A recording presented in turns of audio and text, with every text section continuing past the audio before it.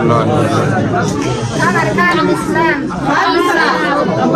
أشهد أن لا إله إلا الله وأشهد أن محمدا رسول الله وإقام الصلاة وإيتاء الزكاة وصوم رمضان وحج البيت لمن استطاع إليه سبيلا.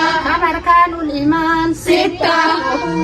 أن تؤمن بالله وملائكته وكتبه ورسله واليوم الآخر وبالقدر خيره وشره من الله تعالى. أركان الإحسان واحد. أن تعبد الله كأنك تراه فإن لم تكن تراه فإنه يراك. شروط الصلاة تسعة.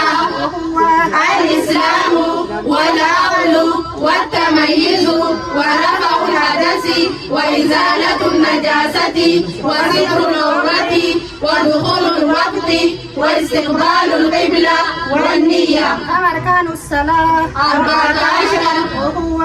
القيام مع القدرة وتكبيرة الإحرام وقراءة الفاتحة والركوع والرفع منه والسجود على الأعضاء السبع والاعتدال منه والجلسة بين السجدتين والطمأنينة في جميع الأركان والترتيب والتشهد الآخر